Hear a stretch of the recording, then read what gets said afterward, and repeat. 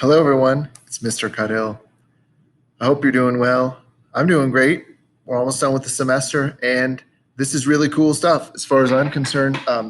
We're diving deeper into chapter 18, and I really want you to be amazed at how all of the genes in all of the cells that you have, 23,000 genes per cell, how they're regulated. Some are turned on, some are turned off, some are turned off forever, and some are turned on forever, essentially.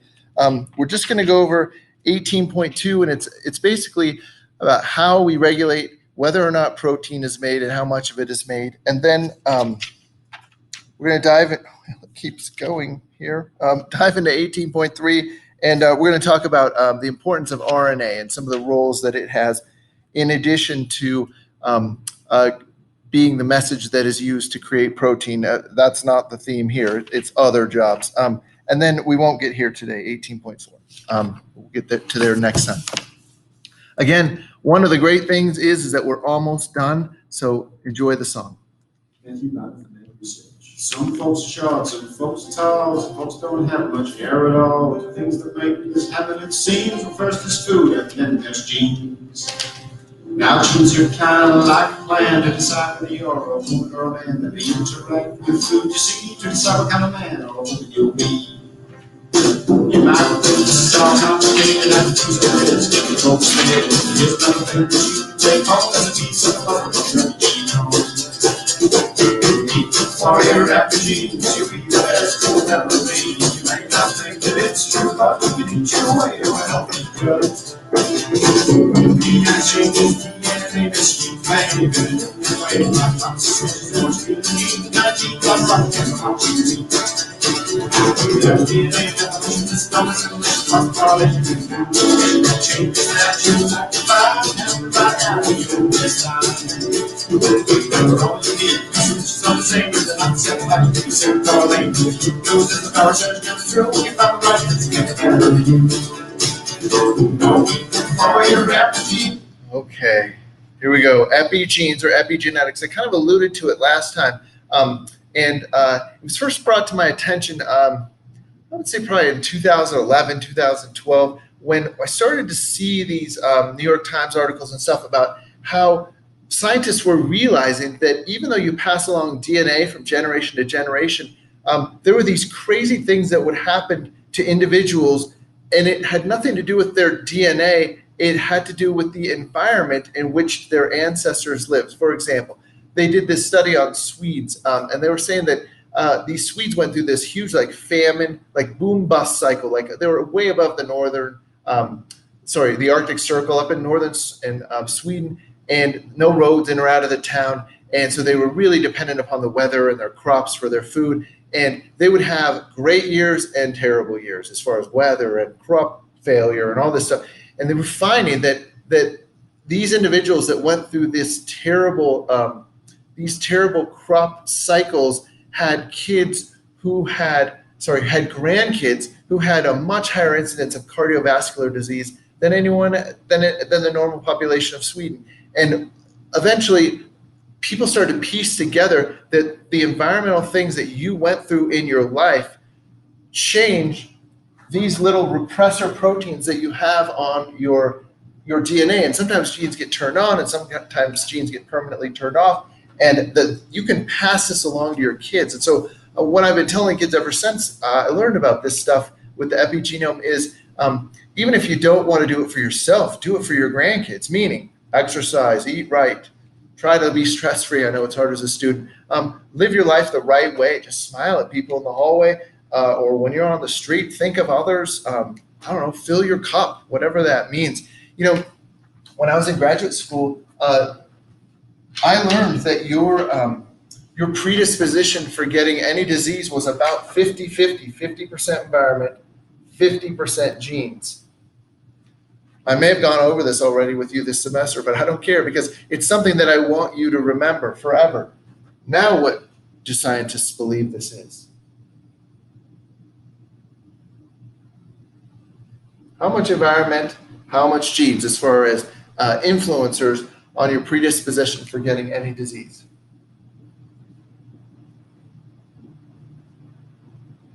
Is that crazy? I think that these numbers are incredibly empowering, if nothing else, because what it does is, I don't care. Everyone has genetic skeletons in their closet that they can't deny. Cardiovascular disease runs in my family, and I'm sure that there's something that runs in your family. But what this does is this gives me hope for everyone that you are in charge. Don't be a victim. Be proactive and preemptive and fill your cup and do the right things. And you can help tip the balance of the influence of environment versus genes in your future health. Of course, there are sometimes genetic components that you cannot deny. I get it. And that's when the genes have a super heavy, super strong influence. But for most things, for most people, do the right thing and live your life the right way, and you are in control of your health. So it was that important that I did that. I love thinking about that kind of stuff. So here are some examples. If you live your life and you're bullying people, or you're being bullied, or you're smoking, you will tear these little things off, or these little repressor proteins off, or you will cement them on. And likewise, if you have a salad, or you're nice, or you're good in your community, or whatever you do, it's just stuff that we know is good in our hearts. It's going to help you. And what's fascinating is that it's going to be passed on to your kids, and then your kids' kids, and so on. So do yoga, or whatever you need to do. Make sure that you look here at our learning management system, and I'll tell you exactly what I want you to read before you do this chapter, because there's a lot here, and it's too intense, I think, in some places, and so on. Look here, please, first. Well, there's one thing I'm not going to talk about, which is a program of differential gene expression leads to the different cell types of a multicellular organism. This is something that the AP people like, in the sense that they always talk about embryonic development. And it is true that there are certain repressor proteins that get pulled off, and genes get expressed, and proteins are made only when you're still in your mama's oven. And then by the time you come out, the repressors are on there for life. So read this, and I'll talk to you a little bit about it. I think I've asked you to write something about it after you watched this movie from Mr. Anderson. I got a 1-minute movie on this right here. We discovered that PPAR gamma can respond to a certain class of drugs that are shown here in blue, and these drugs are given to the cell, fuse across the membrane and cytoplasm, and are able to interact with PPAR gamma receptors in the nucleus, as is shown here on genes. Here's the drugs coming in, which when it binds will trigger a conformational change in the receptors shown there, which causes the dissociation of the repressor mechanism for genes and allows activators to come in. This stimulates the activity of this gene, and because PPAR gamma is in several locations in the nucleus, a network of genes becomes activated. It changes the balance of proteins that are produced by the cell, changes the function of the cell by activating this network. I just wanted to show you a repressor in a cartoon movie form. So let's talk about eukaryotic cells. 18.1 was all about prokaryotes, the trip of the lac operon, although, like I said, we do stuff at that level, and ours is just way more complex when you get down to it. Let's turn genes on or keep them turned off, and we can do that at any stage of transcription or translation. There's a picture. I had it open earlier, but I changed the page. There's a picture that looks like this in the textbook. It's figure 18.6. Make sure that you take a look at this. This is kind of a summary picture of how we regulate gene expression in eukaryotic cells. You can see it here. Yes, you're going to need to know all of these for the exam. Go ahead, press pause on the movie, teach your neighbor what you know when you look at this picture, please.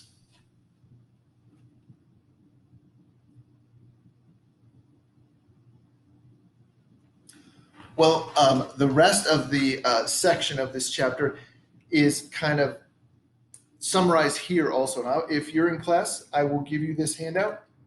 Go ahead and process this and take a look at it. Go ahead and press pause and take another minute or so and take a look at these things.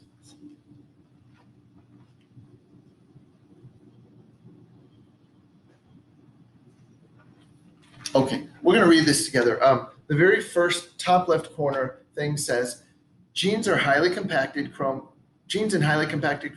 are generally not transcribed. So think about that. You have a chromosome, it's made up of chromatin, which is these histone proteins, which have positively charged lysine amino acids on them.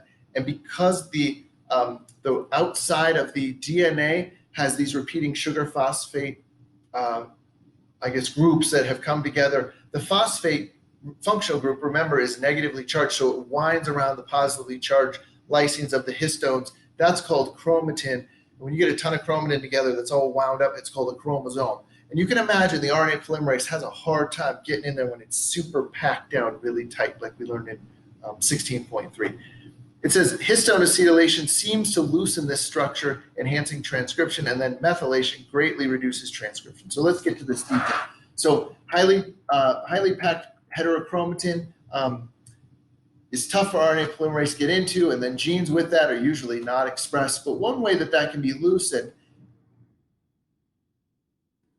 is by making a region of DNA either more or less able to bind the transcription machinery. And how that happens, the first way that it happens is this thing called histone acetylation. So there's a little tails on the histones, which are just proteins that DNA coils around. You can see that in the top and the bottom picture here. It says histone tails protrude outward from a nucleosome. In histone acetylation, acetyl groups are attached to positively charged lysines in the histone tail. So these acetyl groups, what they do is they'll bind to these lysines and they'll actually change the charge from plus to neutral. And so then the DNA has less of an attraction to the protein. And then you can see on the bottom picture here, it just kind of spreads out and loosens. And then it's easy for RNA polymerase and all those transcription factors to get in there and then start transcription at this time. Well, you can imagine, I'm going to tell you that acetylating chromosomes happens. It's a dynamic process. It's always happening or not happening in cells. Genes are being turned on or not being turned on, or repressors are going to be pulled off or not pulled off. But also there are some acetyl groups that are really, they call it very stable. They're going to stay there for a long time, keep that gene open so that it can be transcribed whenever it's needed. And sometimes through smoking or through a poor diet or poor life choices, what happens is that these acetyl groups will actually be pulled off and then will not go back on. And so when they get pulled off, the chromosome tightens in that area, and then you just can't use that gene anymore. So maybe it's a gene that keeps your cell healthy by removing the trash or helping build lysosomes or something like that. I mean, it happens. And so I just want you to think that there's a consequence for every action, and that could be good or that could be bad. You could be reinforcing these great repressors and acetylators and all these things, or you might not be. And you don't need to feel bad every day when you make some bad choices. Just have balance. That's the important thing. Don't go off the deep end in one direction or the other. I think it's also unhealthy. Some of the least healthy people I know are like these Boulder hippies who eat roots all day long and chant all day. You know, you look into their eyes or you watch them walk and they're just not that healthy. And so the point is, don't go either way too far. Just have a nice balance in the middle. You know what that is for you, especially as you get older. Another thing that can happen is that DNA can be methylated, and I've heard about this in cancer studies. They'll actually add methyl groups to people's blood, and the hope is that they get into certain cells that go to certain genes, and then they'll basically shut them off, long-term activation of genes. So histone methylation halts the turning on or activation of genes. That's just a CH3 group, a methyl group that can be put on to, it looks like cytosine, which is a component of one of the nucleic acids, the C. Well, all of this you could call an epigenome, and the idea is you can see the methyl groups there on the DNA, and there are some methyl groups that are fixed essentially, and you pass them from generation to generation, and again through lifestyle choices, they can either be pulled off or they can be reinforced. Both of these chromatin modifications do not alter the DNA sequence, but they will be passed to future generations. And here it is. DNA contains the instructions for building all the parts of the body. But DNA is only half the story. The DNA in our bodies is wrapped around proteins called histones. Both the DNA and histones are covered with chemical tags. This second layer of structure is called the epigenome. The epigenome shapes the physical structure of the genome. It tightly wraps inactive genes, making them unreadable. It relaxes active genes, making them easily accessible. Different sets of genes are active in different cell types. The DNA code remains fixed for life, but the epigenome is flexible.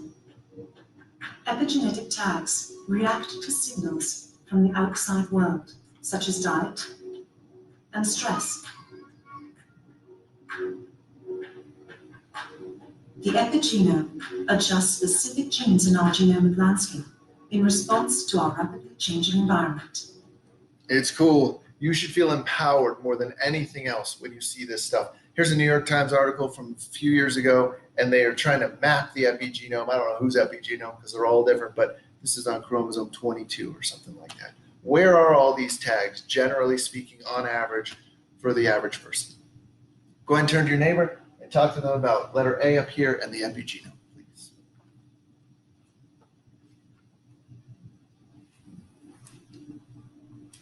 Well, let's go over here to the right side. Let's regulate transcription initiation. It says regulation of transcription initiation.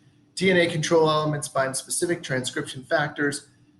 Bending of the DNA enables activators to contact proteins at the promoter initiating transcription, and then there's these things called enhancers down at the bottom. So the idea is we've already seen this, how we can regulate gene expression or protein creation at the transcription level. We saw that with the TRP and the lac operon. Just remember here, you can see the promoter region in the middle. You can see the introns and exons there. But then upstream of that, so this is regulation of transcription initiation. Upstream of that, you're going to see these enhancer regions and these areas where not only are these transcription factors made, but also where they bind. And it's much more complicated than we have talked about before. That's why I'm always overwhelmed by it. And it just shows the control that's needed. Whenever any cell wants to use the energy and time to make a certain protein. All these things have to happen stepwise. So these distal or distant control elements, I've read sometimes they can be 50,000 letters upstream on the DNA where they either are made or where they bind. So let's imagine that they're made. I want you to wrap your head around that. 50,000 letters upstream. A protein is made that's going to regulate something that's way over there. And it's got A, going to have to get there, but B, how does it even know where to go? It's like dark inside of each cell of your body. Like it just bounces around until it fits in the promoter region or near the promoter region at these control elements in the proximal area next to the promoter, and it binds. And it's just incredible. Here's what it kind of looks like in cartoon form. What's new here is the upper left corner, that there's these enhancer areas where proteins bind to. These proteins are called activators. And then you're going to see that it bends over. We saw this in the cartoon movie before, how it bent over. Again, this is just another layer of control. There's a DNA bending protein in there. Here's a little movie on this. Most of the fine-tuning of gene expression occurs at the transcription level, making an RNA copy of a DNA sequence. Recall that to initiate transcription, an RNA polymerase must bind to the promoter region adjacent to a gene. This cannot occur without the help of specific protein transcription factors. Some transcription factors, called activators, bind to enhancer regions some distance from the gene. The DNA bends, bringing the activators closer to the gene, where the activators interact with other transcription factors and RNA polymerase to initiate transcription. That's awesome. I love it. All right, go ahead. Let's pause. Tell your neighbor what you know about transcription initiation control, please.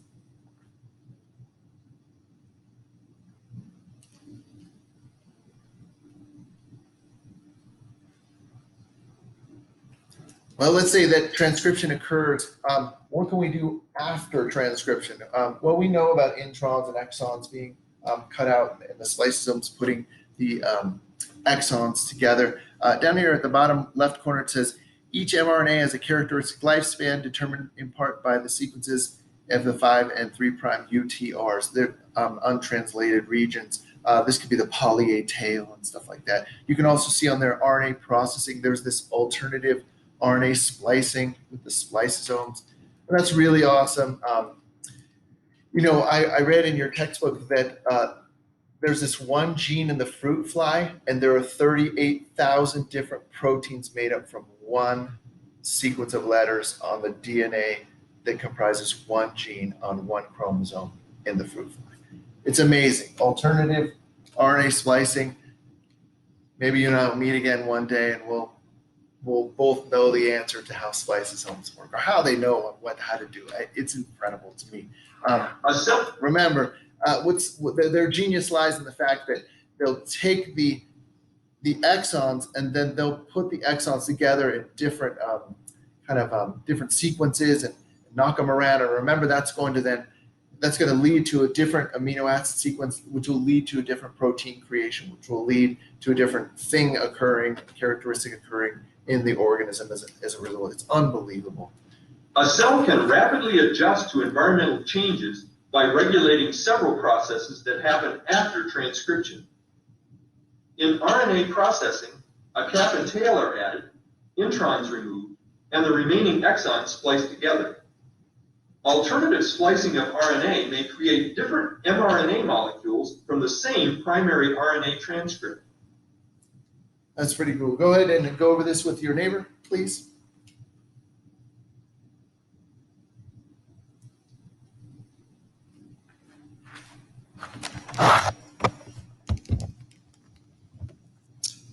Well, understand that there's about 10 times more transcription that takes place than just the transcription from genes that makes mRNA that's they're going to be translated and make proteins. There's all sorts of RNA that's created. Some of this is rRNA. Some of this is tRNA. We've learned all about this. I once saw a table. There was like 35 different types of RNA. And the reason why RNA is so important is not only does it contain a message, but it also can do functions. And what we've learned is that RNA can fold back on itself, create those hydrogen bonds like you saw in tRNA, and then it can do something. It can have enzymatic, or they could say catalytic activity. The idea is that maybe there's a little notch here that something can get into and then be torn apart, or maybe this thing can help facilitate some reaction in the body. Because of that, many people believe that RNA is really where the genius lies in organisms. And at the heart of this are these things called ribozymes, and then there's all sorts of other ideas with RNA, which we'll get to in just a moment. It's hard to know how an RNA is going to fold once it comes out, because it's just a single kind of nucleotide sequence, and it can fold a variety of different ways. And there are people that are trying to figure out the most probable ways that RNA folds, and as a result, trying to figure out the function of that RNA molecule. Here's one company called Eterna, where individuals like you at home in your nightgown can sit there and try to help them figure out how RNA will fold, and then you can help them, this company, figure out like mysteries of science or cancer research or whatever they're doing. Here's a little promotional video. Welcome to Eterna, a revolutionary game enabling you to contribute to important scientific research. In this video, we will use Eterna to solve the puzzle of man. Your mission is to fold the RNA into the target shape using 13 or less GC, or red-green pairs. The control palette is located at the bottom of the screen. You can use the zoom controls to zoom in or out, or use the keyboard shortcuts plus or minus. You can click and drag on the screen to move the RNA. Now our aim is to color the RNA bases. The color palette highlights 4 different bases that create different bonds. Let's start with base G, or red. I'm pairing red and green together because they create the strongest bonds, as indicated at the bottom. You can either click one time to color a base, or click and drag to color a whole line. The target mode indicates the final shape of the RNA. The natural mode indicates the current shape. You can switch by pressing the buttons on the bottom or by pressing the spacebar. Blue and yellow also bond together, but not as strongly as red and green. Red and blue is the weakest pair. There are too many GC pairs in this RNA as indicated in the box. Therefore, we have to change some of them.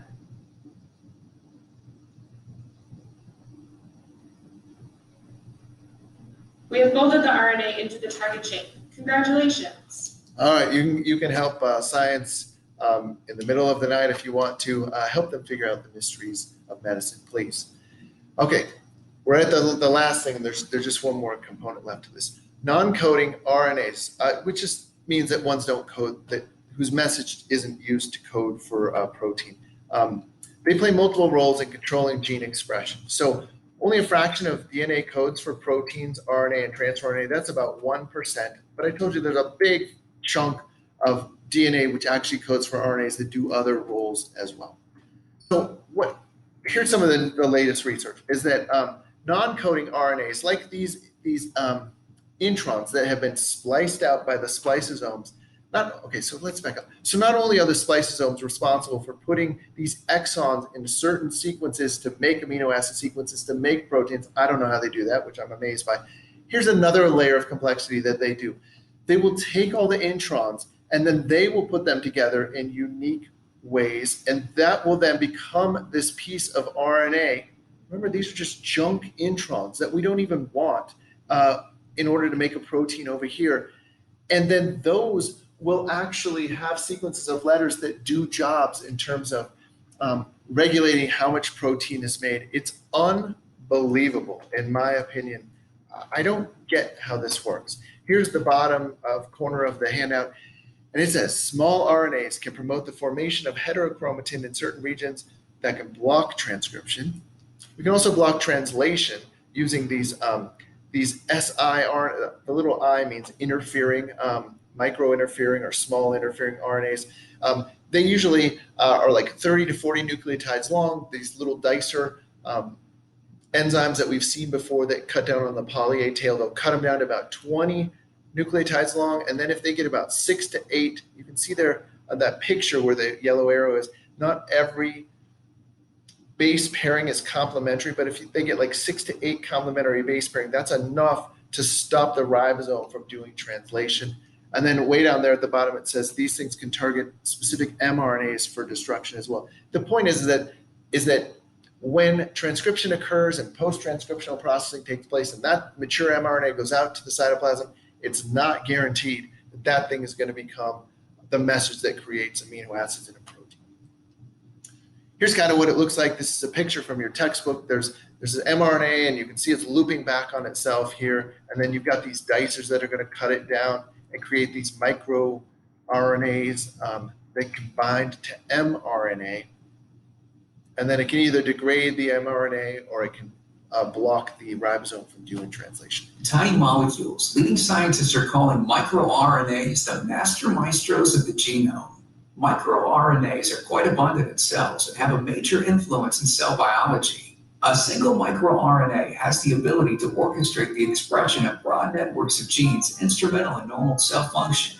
As a microRNA regulates the function of several messenger RNAs, it finely tunes a biological pathway, which can profoundly affect cellular activities. As we discover how microRNAs are involved in biological pathways, we'll also be discovering how their dysregulation leads to disease. Typically, when a microRNA is dysregulated, the pathways that are the targets of the specific microRNA go awry, which disrupts the delicate balance and harmony of normal cell function. MicroRNA medicines act by targeting dysregulated microRNAs, resulting in the normalization of genetic pathways and thus halting the disease process. The prospect of targeting microRNAs is very promising because it opens the possibility to a new class of therapeutics and a unique approach to treating diseases. Well, we can also have transcription silenced by these small RNAs that actually go back up into the nucleus, and they're going to latch onto the mRNA before it goes out to the cytoplasm. I don't know if it's already undergone splicing or not. The phenomenon of inhibition of gene expression by RNA molecules is called RNA interference, or RNAi.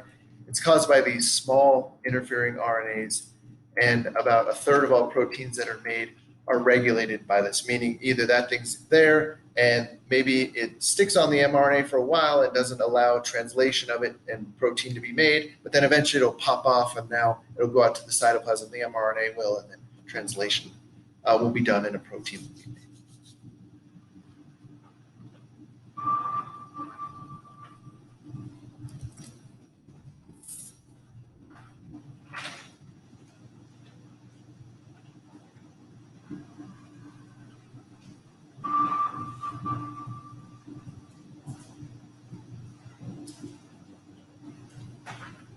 if you listen closely, that's what it sounds like inside your cells.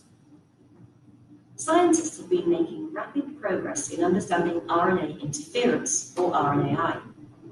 Many organisms use RNAi to control genes, and it can also be used as a tool in the laboratory, and in the future, perhaps as a therapy. This animation will introduce you to the principles of RNAi involving two important types of RNA molecule, small interfering RNAs and microRNAs. Eukaryotic cells have many sophisticated ways of controlling gene expression. In the complex environment of a cell, these mechanisms need to be precisely targeted. There's a group of mechanisms that use small RNA molecules to direct gene silencing. This is called RNAi.